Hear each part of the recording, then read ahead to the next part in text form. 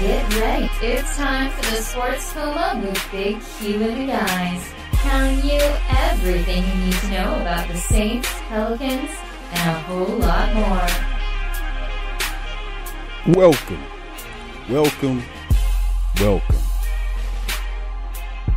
You're now rocking with the Sports Coma with Big Q and the guys. And we have intense, entertaining, educating, and enlightening sport talk from your favorite sports family. I'm Big Q. We got DC chiming with us on podcast 285, recapping the Saints and Bucs matchup as the Saints came across with a nice win today, 28-14. They went down there to Tampa Bay and made it happen. So big ups to the Saints for pulling out of the slump. They started slow but finished strong. That was the mantra on the day. They got it done in a major capacity. Thanks to Taysom Hill's electrifying punt block that ultimately set the Saints on fire, and they ran through the Bucs, scoring 28 unanswered. So big ups to the Saints for turning around. And we're going to recap this entire game, stats, facts, and breakdowns. We're going to give you that. We got interviews coming up from Drew Brees and Coach Payton as they give you their thoughts. Thumbs up, thumbs down segment.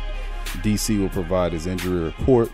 We got a Sports Coma question of the day, which is, will the Saints win all of their remaining games? Please chime in, let us know. And, of course, we got Saints topics we're going to cover today on this 40-minute podcast. Drew Brees redeems himself. The Saints defense shows up, and the running game is on track once again as both Alvin Kamara and Mark Ingram did what they do together, and fantastic. Mark Ingram had one of the best runs of the season, breaking through that offensive line, running through that defensive line, getting to the second level, third level, running over people, and then dragging a defensive back who grabbing his shirt tail into the end zone. Savage. Can't get nothing better than that in this magnificent affair. So podcast 285, DC, how you feel? We coming at the people live, man. This is our second live edition. We're going to get used to doing these live sports comas after every game.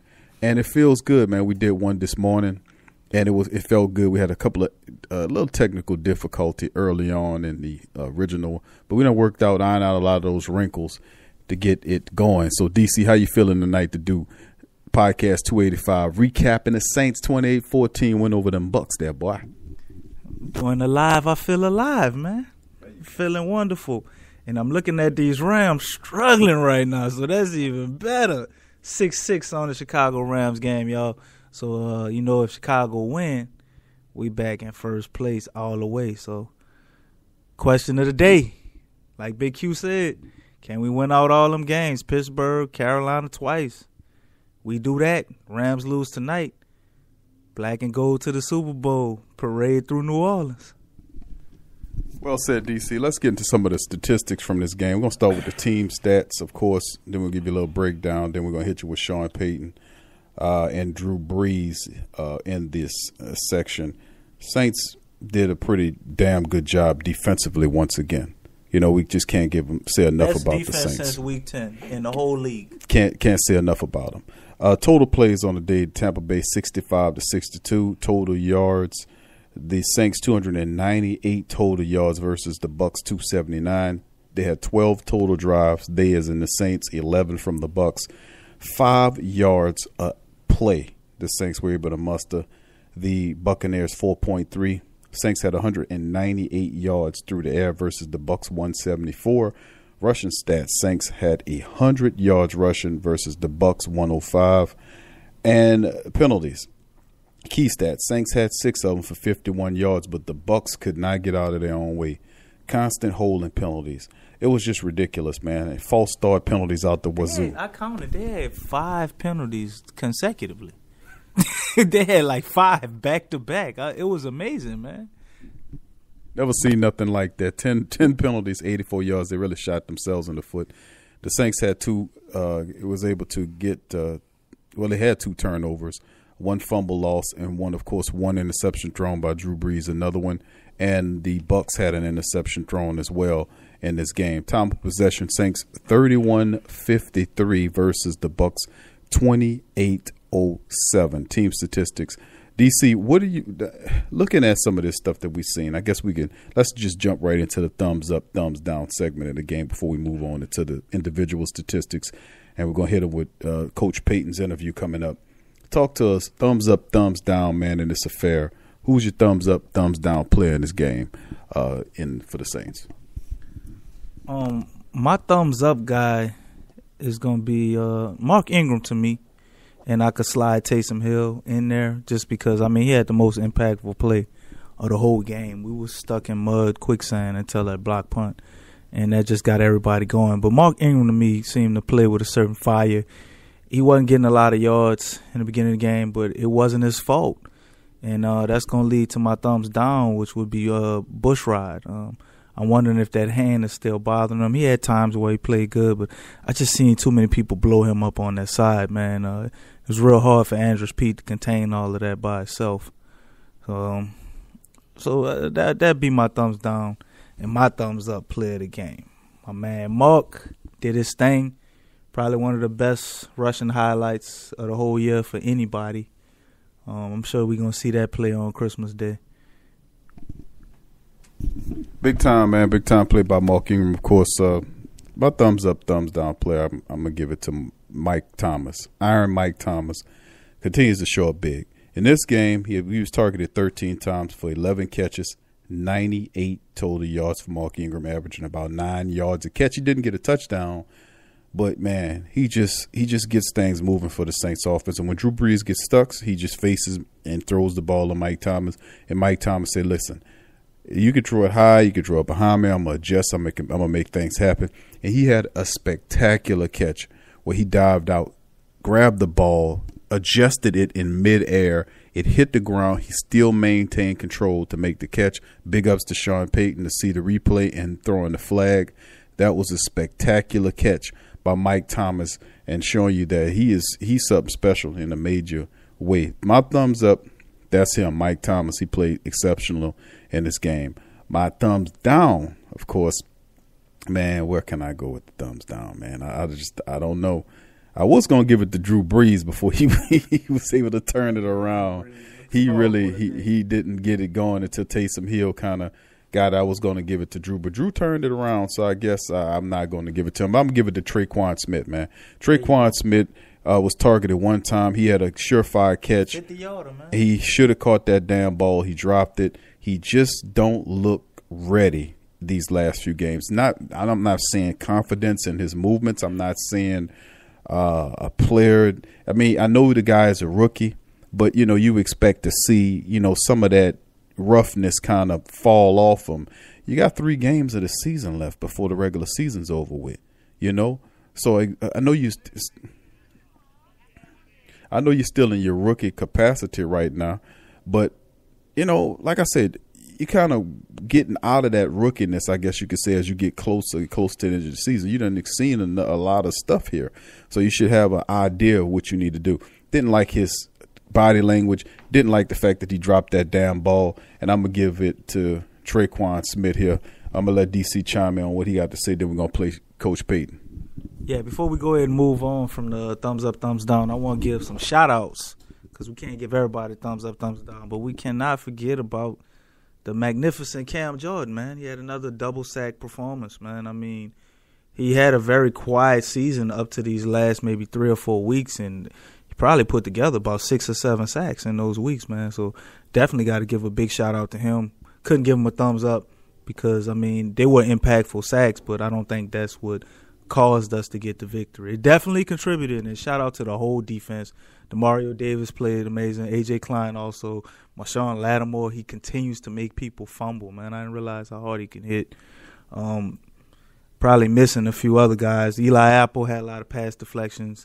Davenport didn't get any statistics for his sacks, but he definitely applied the pressure all day. Sheldon Rankins hitting his milestones for sacks. And one more shout-out to Mark Ingram for tying Deuce on the most touchdowns in Saints history list. He's tied with Deuce McAllister now, so he's definitely going to break that before the end of the year.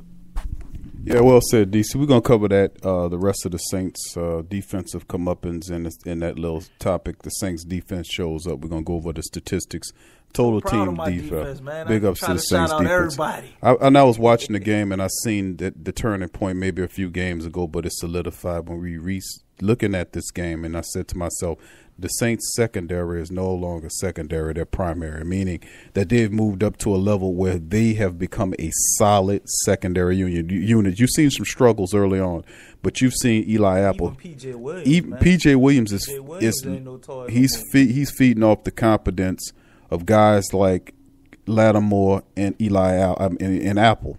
These guys have really, especially Eli Apple, the longest he's been playing in the Saints, the longest he's kind of submerged in the Saints system, he's getting more and more comfortable. He's settling in, and he made some really good plays, knocking the ball down and all this. I mean, absolutely, pretty good receiver too. Pretty damn good play by Eli Apple. Was Humphries, man. I mean, Mike Evans did what he does. He gonna get 240 yards. So let's get into the Sean Payton's post game interview and see what he has to say about the team's win. Here's Coach Payton. Boys.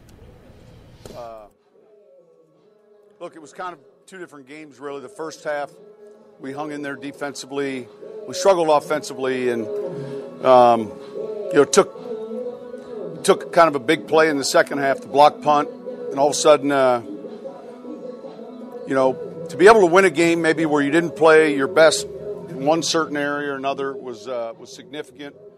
Thought the defense after the first drive really played exceptionally well. Thought the special teams won that battle, and then I felt like offensively we finished in. So it was a good win, obviously an important win. Why do you think it took a little while to get going offensively? If I knew it wouldn't take a little while, then. No, it was a return. Taysom just hit a seam, and you can always rush a punt, but it wasn't a pressure.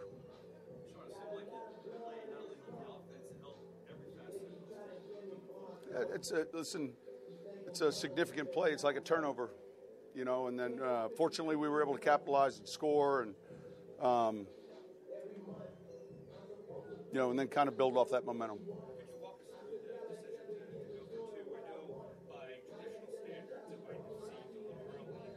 Yeah, I was comfortable with it.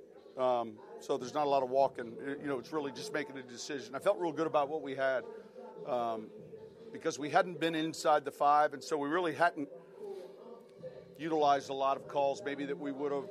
And obviously, if you like a play down there as a 2-point play, you certainly would like it when you're inside the 5. So we felt like we had a pretty good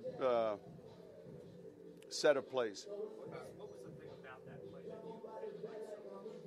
Just in the game plan during the week, there's like three elements to it. So it was one of those late night plays. I mean, it's a flip play, and it just had a lot of answers. And I like that Alvin had the ball.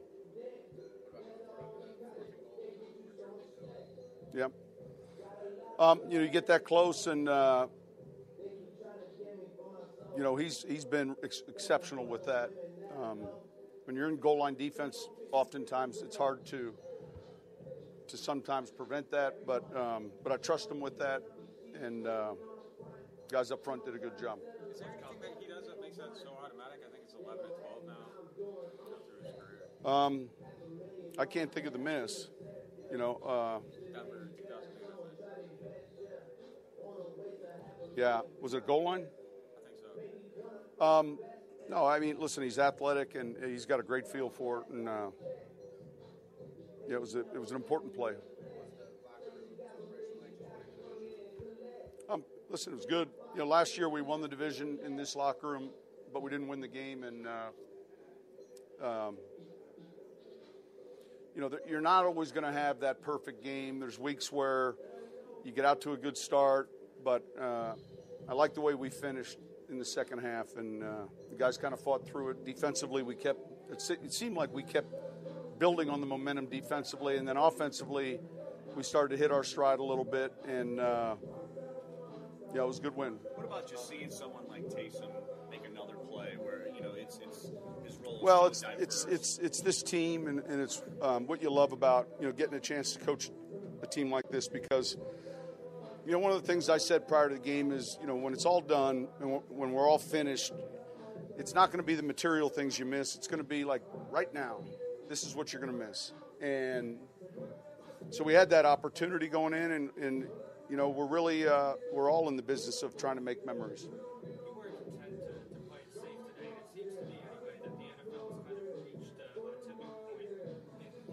I think it changes week to week. I hear you, and I know what you're getting to, but the analytics of it all if it's pouring down rain and your left tackle's injured, that doesn't punch into the computer anywhere. So it's different than baseball. But I did feel like we had 2 or 3 good plays, and sometimes as coaches you can fall in love with them, but good enough at the 2-yard line that we had pretty good answers. That's Coach Payton, man, breaking down his. A lot. That's the ball in the second half, and that's something we've done well all year. That's Coach Payton, y'all, breaking down his analysis on the game.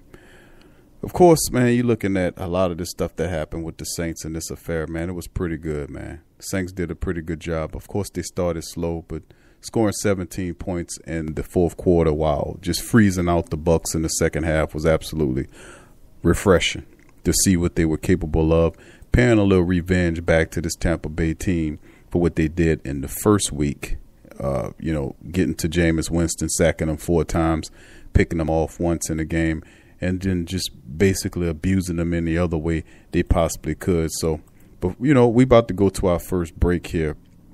But, I'm just happy that the Saints, were able to come back in a major way, Of course, like I said in the pregame, I knew the Saints wasn't going to lose this game after what they went through dealing with a team like Dallas and all the crap that they heard about being exposed. They came out, man, and they just took it out on the Tampa Bay Buccaneers. They started a little slow, but hell, they got going, right? So I can't really complain about that. Ultimately, some games, you're going to start slow, but they finished the way they were supposed to, and that's the main thing. But anyway, we're about to go into our first break. When we come back, we're going to hit you with the individual statistics, told you who did one on the offense and defense. We're going to hit our topics.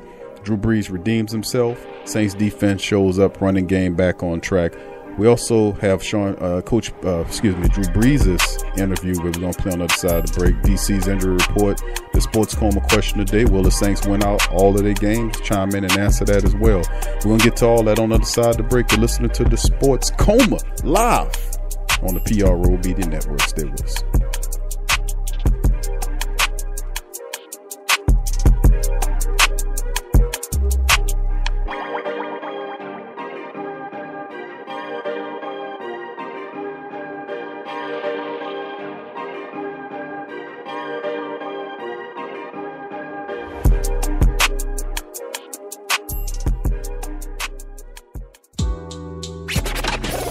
Saints and Pelicans fan, so the only podcast I can get my fix is the Sports Coma with Big Q. The guy's intense, funny, and they always keep it real.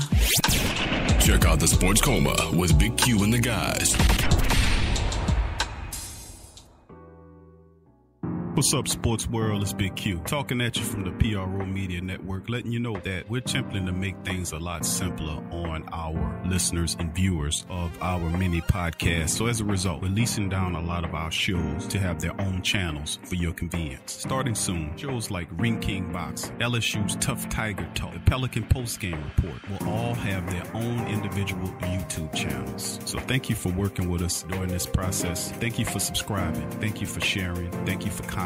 Thank you for everything. Thank you for your donations and support for our platform as we continue to improve moving forward. Peace.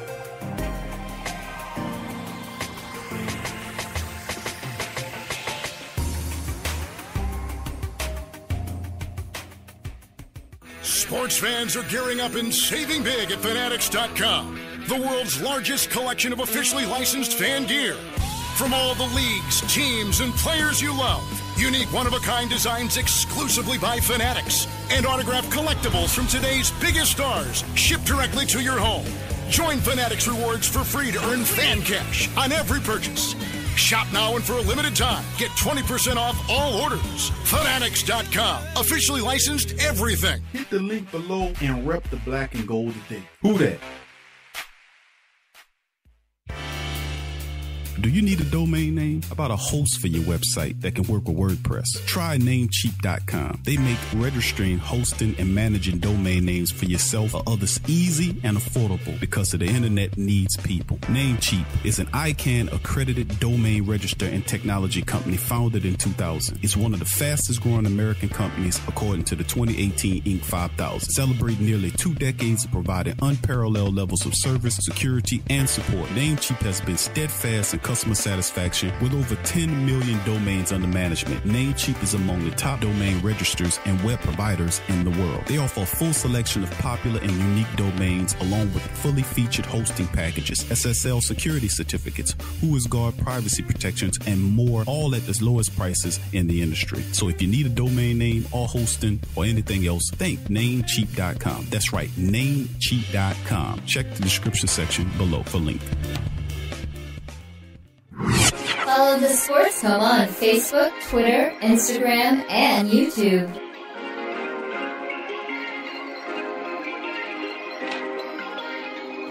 You're listening to the Sports Coma with Big Q and the guys on the PRO Media Network. Welcome back to the Sports Coma Live. Show number 285. We rocking live, man. Recap the Saints and the Bucs matchup.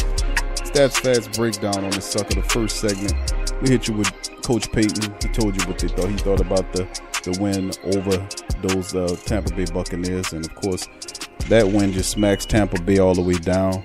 We beat the Falcons a few weeks back. We kind of just eliminated them. We just done away with Tampa Bay's little hopes of whatever they was trying to do with that little winning streak.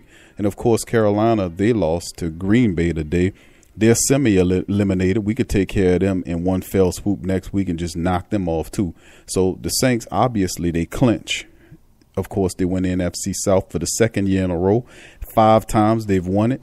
That's tied with Carolina for the most in the NFC South history. That's good news if you're a Saints fan. And, you know, just to kind of span out and look at the NFC South for a second, people. Think about this. Look where Atlanta is. You know, seriously, I really thought that we had at least 2 other teams in the NFC South that were at least capable of winning 10 games. I really thought Atlanta, you know, of course they had those injuries, but I thought they still had enough personnel to at least get 9 or 10 wins this year. I mean, they've literally collapsed. Look at Carolina, where everything they've done. Their offense has been the best that I've seen in a long time from the Panthers with McCaffrey and with DJ Moore. And Funches is sliding off a bit before Olsen got hurt. That team, they look spectacular. Look where they are. It's just amazing to me, man, the NFC South, the dominance of the Saints in this division. So big ups to the Saints organization, man, for staying strong and fixing their weaknesses. That's the key point. Secondary was weak. What we do? Go out and get Eli Apple, bring him in here. He's doing very well. And P.J. Williams is showing up. He has a resurgence in confidence. He's playing more confident. He had a pretty decent game out there making some plays against that slot man. So, like I said, man, and of course the Saints, Davenport, he was causing that guy hell all day over that guy was holding him. One time he reached out and grabbed his wrist. I never seen an offensive lineman hold somebody right. He got beat so he got beat so bad he had to grab Davenport's wrists to try to hold him. So about at least 2 sacks, man, today, but you know, they got away from him. Yeah, similar to a young Cam Jordan, man. What you used to call him, Big Q, Mr. Almost Got Him, huh? That was Davenport today, bro.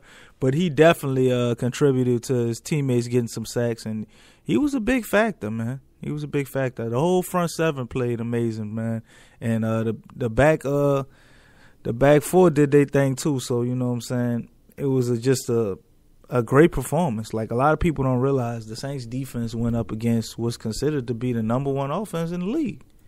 And you shut them down and held them 14 points. So Tampa Bay was playing pretty good. until they ran into us. They had stopped turning the ball over. Their thing was they would get a bunch of yards but have a bunch of turnovers. But they didn't turn the ball over too much against us, and they ain't get no yards. So they look like the old Tampa Bay Buccaneers, if you ask me. Yeah, they should have put the damn orange back on again the way they played, man. But anyway, let's look at the individual statistics for the Saints unit before we get into Drew Brees' post-game interview. Drew finished the game 24-31 for 201 yards at 6.5 yards a throw, 1 touchdown, 1 stupid pick. It's all right, though. He was sacked 1 time, QBR rating at 69.5, rating RTG at 90.9. So Drew Brees really kind of got back to what we thought Drew Brees is supposed to be. He did a pretty good job of resealing himself. He still had a little baggage from that Dallas game. He was kind of still throwing behind. Remember, he hit Alvin Kamara with that pass, and Kamara had to kind of contort himself away to kind of catch the ball. He lost balance because the Drew Brees kind of threw it behind him. So Drew was still kind of slightly off coming through that lull that he had from the Dallas game, but he worked himself out of it in the second half of this game. Hopefully, as consistent as Drew is, that carries on into the next game against the Panthers. The rushing game for the Saints is where it's supposed to be. As a team, 30 carries, 100 yards rushing, 2 touchdowns. Spectacular. Very good, solid numbers. Nothing, blowing your doors off, but that was just enough. 201 yards. That was great to say we had 2 yards at halftime. 200, that's true, 3 yards. But you had, but if you look at what the Saints did, 100 yards rushing the ball versus 201 yards throwing the ball, not bad for the Saints balance unit. Now, Ingram, 13 carries, 52 yards, 4 yards a carry, average 1 touchdown. Of course, DC astutely mentioned the fact that he did tie Deuce McAllister's rushing touchdown record with 49 of them. What a touchdown to tie it on, too. What a touchdown. Yeah, that was it. Even Sean Payton had to go there and slap Fobs with him about 3 times in a row because that was a really good football run. Alvin Kamara, 12 carries for 51 yards in the game. He didn't score a touchdown, but he helped keep the balance going. Big ups to Zach Lyon. He called a touchdown at today's affair as well. We told you about Michael Thomas's numbers: 11 catches for 98 yards, no scores. Kamara, 5 catches for 36 yards. Benjamin Watson, 3 catches for 24 yards. Keith Kirkwood snuck in there and got a couple of catches for 21 yards. Tommy Lee, 1 catch for 20 yards. Zach Lyon had 1 yard catch for 1 touchdown on the day for him. So Zach Lyon sneaking in there on the game. Of course, also, before I get off the offense, I want to give a shout-out to Josh Hill, who he's not catching any passes. He was targeted 1 time in this game. But Josh Hill, all season long, to me, I would give Josh Hill a contract based upon the fact I know the man ain't catching no 30 and 50 catches a year, but it's the way he's blocking. There was a block that Josh Hill came across from the right side to pick up a blitzing linebacker to free up Mark Ingram to hit the hole and get a nice gain. I mean, Josh Hill's been doing that all season long. He's been blocking his you-know-what off, and every now and again he'll sneak out there and get you a catch or 2. But I just love the way Josh Hill is opening. It's just blocking. When the Saints put those 3 tight end packages out there, Josh Hill's blocking this year has just been, it's just been excellent. I put the tape on him, seeing him moving around doing this thing, and I'm like, Q, you getting kind of amped about the tight end blocking? I'm just telling you, man, a lot of the plays that we see these running backs sprinting free is because somebody did their job on the line of scrimmage to hit a block to free up that guy so he can hit that hole and get that massive gain. Going to the defensive side of things, who do you think led the team in tackles once again today? It's nothing but Double D. Demario Davis, the guy that we said in today's pregame show should be in the Pro Bowl voting. Get on there and start voting for Demario Davis to be represented in this Pro Bowl. This defense would not be where they are if it wasn't for his contribution. Every game, this man is either first, second, or third in tackles. He is an absolute monster, and it's about time Demario Davis got his recognition. The Saints and everybody, we need to get up on there, and we need to put Demario Davis in the All-Pro vote, and we got to do that for him. Behind him, Marcus Williams had a quiet game. He had a quiet, good game, 6 tackles. Marshawn Lattimore, once again, 5 tackles, 2 pass defense. Cam Jordan blew up the spot doing his crawl thing when he level by level celebration when he gets his sacks. He had 4 tackles and 2 sacks, 2 tackles for loss, 1 pass defense, and 3 QB hits. Cam was the man in this game. Big ups to him.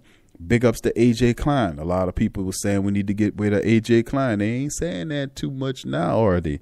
4 tackles for A.J. in the game. He also had a nice sack and 2 tackles for a loss. Big ups to A.J. Klein in the game. Alex Okafor was big in this game, too. He didn't get any sacks, but he was very busy. 4 tackles for him. Brian Bell had 4.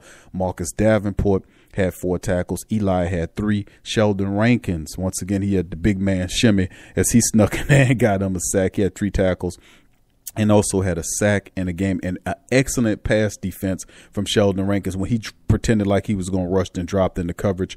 And, of course, Winston tried to complete the ball downfield, and he made a nice defensive breakup on the pass play. So big ups to Sheldon Rankins. The rest of the other guys, Tyler Davis and P.J. Williams. Alexander only had a couple of tackles apiece in this affair. Of course, Marshawn Lattimore had a game-sealing wide receiver style catch interception in the zone, getting his feet both down in there. He got another pick on the season. Kamara was the top kick return man, 3 of them for 76 yards, averaging about 25 yards a carry. Tommy Lee, he returned 2 punts for 29 yards, 14.5 average on both those. And, of course, Will Lutz was 2 of 2 today on the field. Of course, Will Lutz should be also in the Pro Bowl. Let's throw him in there. And anytime you're doing the Pro Bowl, you cannot forget about Thomas Morstead, the best punter in the NFL. 3 punts for 155 yards. This man averaging 52 yards a punt, and he put out of the 3, he put 1 inside the 20. And he had a 60-yard long punt as well. 60 yards. That's how your punter doing it. He played for 60 years if the offense played how they was playing earlier in the season. Because he went for long periods without a punt at all. And he's a workout fanatic, so he stay ready. I got to give him props for that. Big ups to the entire Saints unit, special teams, defense, and even offenses they came across. They started a little late, but ultimately they arrived to get it 28-14. 28 unanswered. The Saints were able to run over the Tampa Bay Buccaneers. Let's hear what Drew Brees had to say about the team's win over the Tampa Bay Buccaneers. Here's Drew.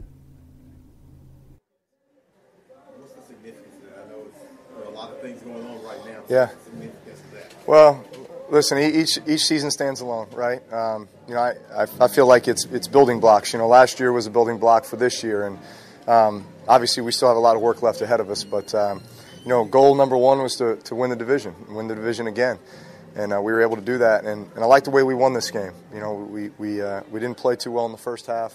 Obviously came in with a big deficit, and we're able to come together and with all sides making plays in that second half. Which is a great team win. I mean, that was, I think, the epitome of a great team win. How big is the block punt? Yeah. Pretty much flipped the game. Yeah, listen, you call those momentum-changing plays, right? And I think we all recognize that, when you have those games where, man, you're just struggling to get something going and just need one thing to just ignite the team, ignite the sideline, and get you going. And obviously that was a huge play in the game because we go down and score a touchdown and I think scored on every possession after that. Yeah. Well, it was big, obviously that was to take the lead, right? So we needed that one. Or maybe it was just to extend the lead. But regardless, it was a huge play in the game. 7 points is much better than 3, especially in a game like that. Is that a field play, Drew, or is that something that where you just kind of sense it from the defense, you're like, okay, we can get one here? Yeah, I'd say it's a field play. I mean, it's just, you feel the kind of the way the game's going, and then obviously you got a choice of a lot of plays down there, but yeah, just pick and choose your moments. A good lead. Huh? Yeah, I guess a good vertical. Offensively, is this just a matter of you playing a division opponent? They know a lot of the things you do already. Yeah, well, we didn't run the ball as well as we wanted to in the first half. I don't know what our numbers ended up being, but just felt like there wasn't a whole lot of balance, and penalty stopped us on the first drive. We got into 3rd and long, and then we got into another 3rd and long in that second drive. I can't remember why, but listen, if we can be in third manageable situations, which means good first and second down efficiency, then, we typically put good drives together and go down and get points. Yeah, been playing great. Man, it's fun. I mean, we feed off them. I hope they feed off us at times, and obviously special teams coming up with big plays in key moments too. So it's a team effort, and today was a great team win. How about you bouncing back after the 2 turnovers? How did you stay focused? Just kind of fluke deals. One was on a screen pass, and then the other one, you just get tomahawked in the backfield. So just play fast, make good decisions, and all that stuff takes care of itself. Kind of go over the top. Pull the ball back. Do you have kind of good sense of where the goal line is in that scenario? Yeah, I think I do. I think I do. Just extend it as far as you can. Do you know how long your arms are relative to a yard or something? At some point, I think I did that. That math equation, and I don't think my arms have grown or shrunk. So I think we're good. And just how would you compare the postgame? That was Drew Brees, y'all, chiming in on his thoughts on the Saints win and how they played against the Tampa Bay Buccaneers, man. We said it, what DC said, I'm going to say it again. Taysom Hill excited. He with that block punt, he just accelerated the offense, woke them up out the kind of mini coma that they were in from the law with the Dallas Cowboys. They were in that coma, not getting things. They were out of rhythm, out of sync. But when that block punt occurred from Taysom Hill, that electrified the Saints offense, woke them up, and they went on that 28 to nothing run over the Tampa Bay Buccaneers. Now, the defense was already playing well. The special teams were where they were. The offense just needed to get in gear and make it a complete and total effort. They did. Drew started spreading the ball around. His accuracy came back. He started to find the people. And he's kind of settled in and did what he was supposed to do. And you've seen Drew Brees come back into form. Even the greatest ones go through these little lulls, you get me, where they're not playing right, where they kind of miss and lose rhythm, But you kind of play your way through it and try not to make too many mistakes while you're in it. And I think Drew Brees, as consistent as he is, I think he's finally found a way out of that little lull that he was in. As you can hear him talking about the mistakes that he made, the interception when he just, threw it out there like that. So uncharacteristic of him. Let's get into that topic. That's a perfect segue. Leads us right into that topic, which is Drew Brees redeems himself. DC, what's your thoughts quickly on Drew Brees? Did he redeem himself? I say yes, he redeemed himself, and I know how consistent he is. He'll keep it moving. What's your thoughts on Drew Brees? I say no. Drew Brees put up 2 turnovers, and if our defense would have been anything like they've been in, let's say, week 6 or week 5, I don't think we won this game. He did finish strong, but I think a lot of it was putting him in positions to kind of game manage and not make mistakes. He had some nice throws to Michael Thomas. And to let him off the hook a little bit and give you some credibility for giving him redemption, I don't think he fully trusts his receivers all the way. Like that play where he threw it to Kamara and threw that interception on that screenplay, it almost looked like that looked like something you would expect Patrick Mahomes to do, being that he's a new guy. It just didn't look like a Drew Brees thing. I've never seen him do that. So I got to give the comfort or I guess the law or whatever you say type thing, the explanation for that. So hopefully that won't be the case. Because if we would have lost this game, there's no way you can tell me you would be saying that Drew Brees redeemed himself. If we'd have lost the game, of course I wouldn't have said Drew Brees redeemed himself. There's nothing to redeem. But I see where you're coming from. I think Drew Brees is. I think he's coming out of that stuff, and he's going to do it. 200 yards passing, man. That's horrible by his standards. Yeah, but that was enough to get the game done, right? It's enough to get it. Let's move to the next Saints topic. Saints defense shows up. Of course, we ran over the defensive statistics. in the box scores of what the hell was going on with the Saints defense, they were actually absolutely spectacular. Demario Davis, man, led the way with tackles. Marshawn Lattimore once again gets another pick. Cam Jordan puts on the multi-sack game, and even Sheldon Rankin showed up.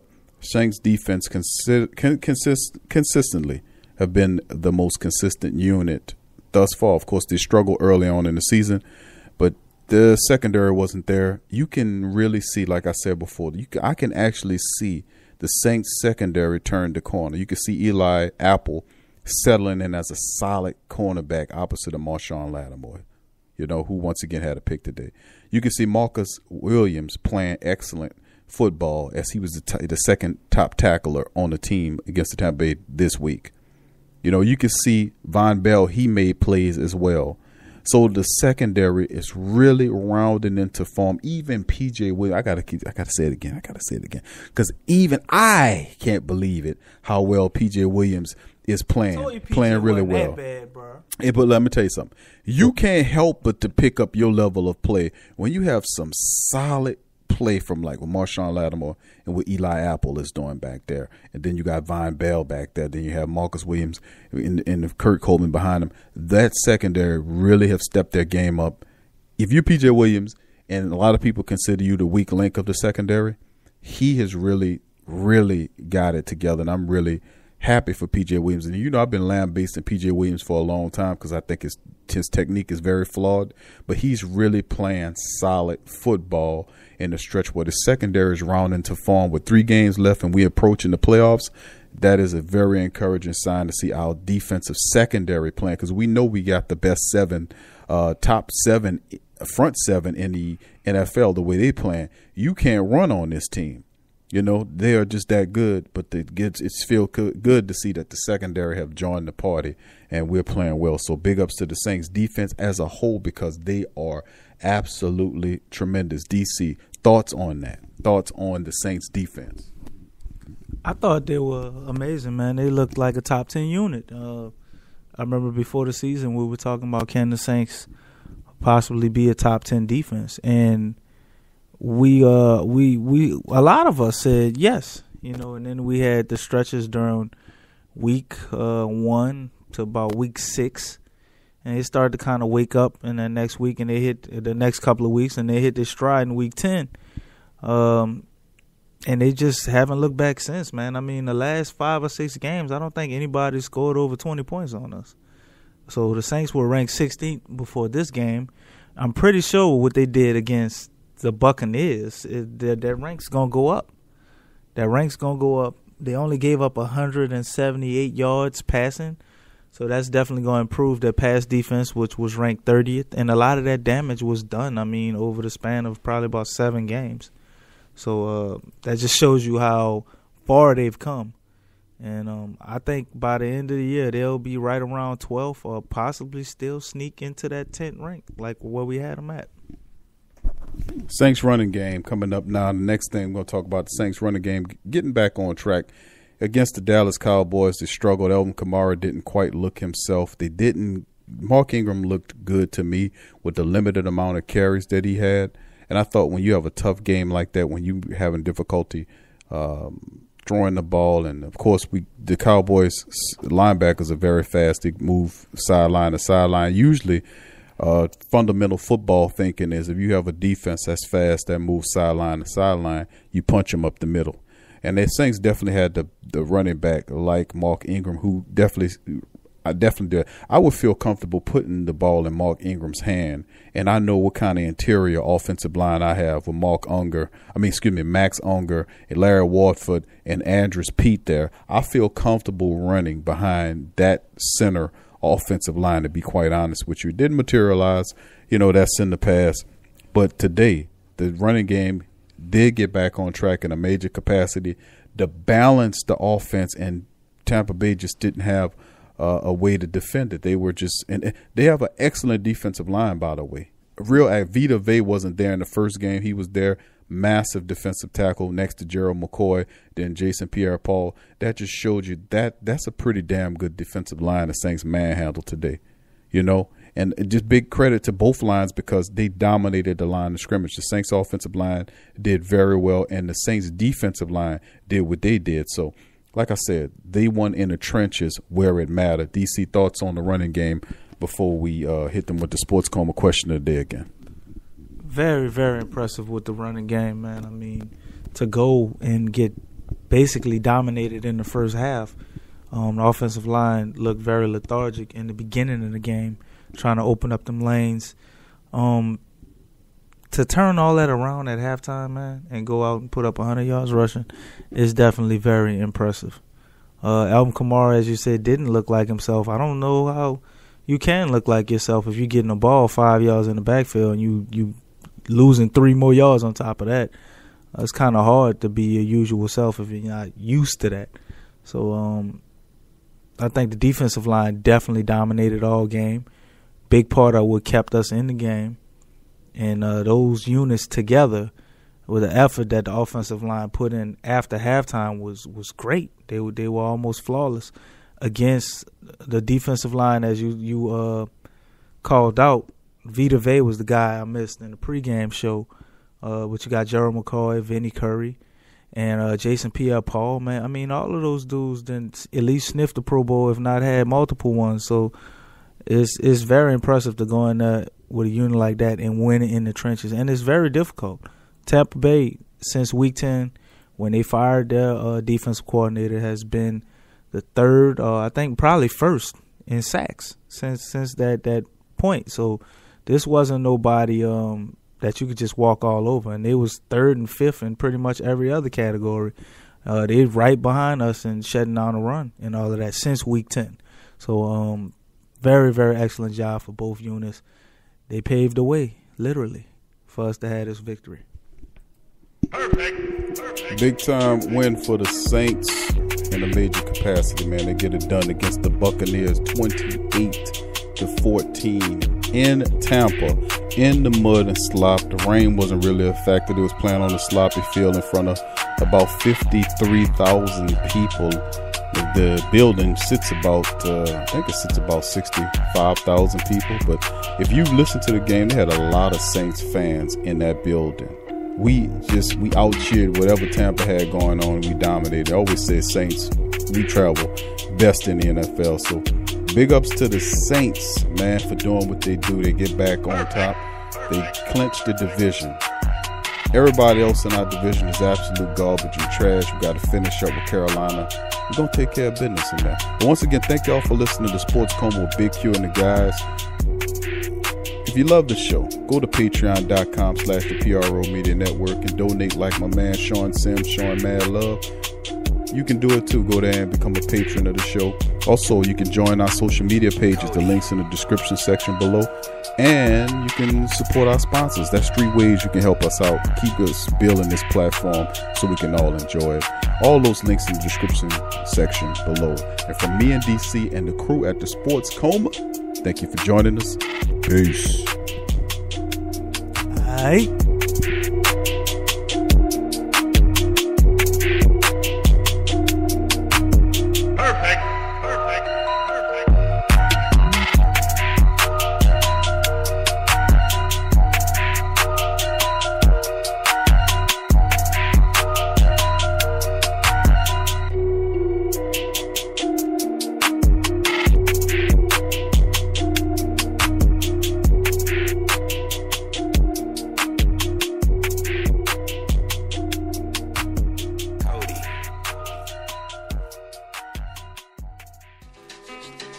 Forget ESPN or Fox.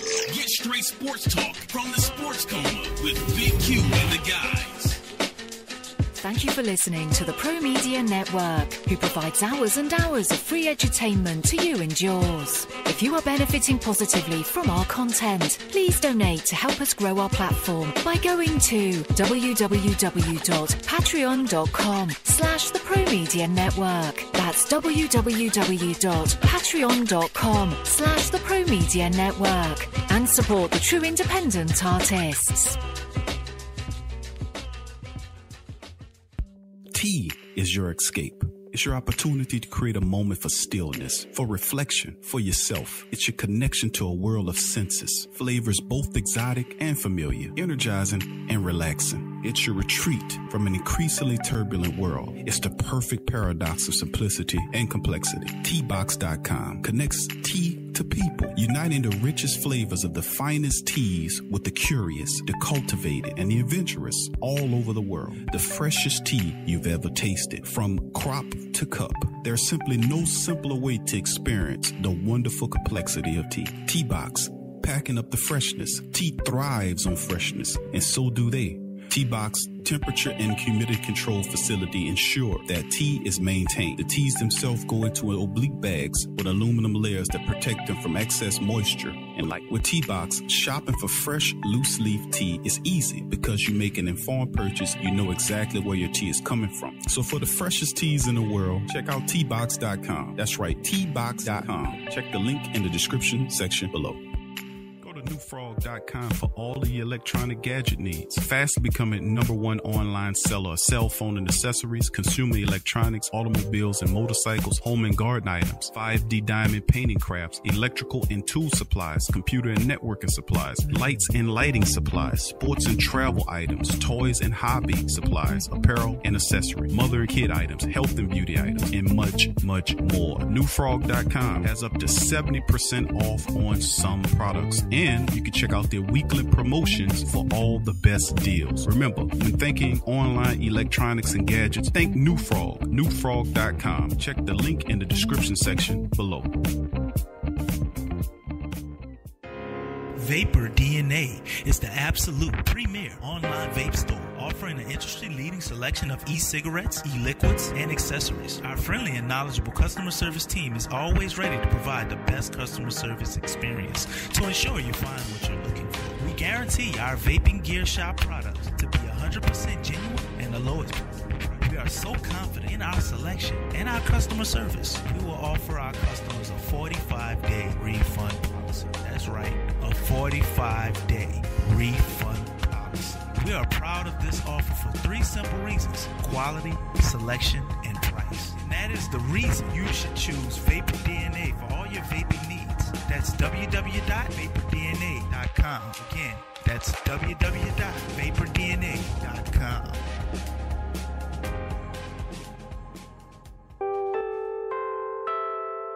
In today's world, children are bombarded with negativity on television, online, and at school. Our kids need to have a positive outlook on life and the world around them. I want to share with you a valuable resource you can use to bring positivity into your child's life. It's the new book, 101 Powerful Children Affirmations, a guide to positive child self-image, from author and dad, G.J. Barabino. This is a simple guide loaded with wonderful and inspirational affirmations designed to uplift young people's spirits. This positive and powerful children affirmational is chock full and loaded with wonderful inspirational sayings that will lift your child's self-image to whole new levels through the awesome power of spoken word.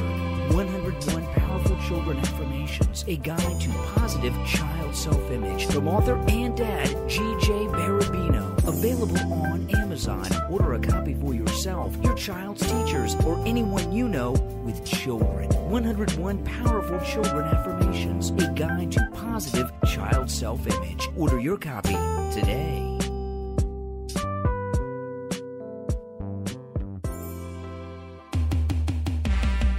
What's up, Sports World? The PRO Media Network is on a mission to reach 10,000 subscribers. So besides our regular programs like the Sports Coma with Big Q and the guys, the Pelican Postgame Report, Rapid Fire TSC, and others, we will be expanding out and offering other content like movie, anime, and gaming reviews for your entertainment. So if you enjoy our content, please donate at our Patreon page. Also subscribe, comment, and share, and help the PRO Media Network reach 10,000 subs. Peace.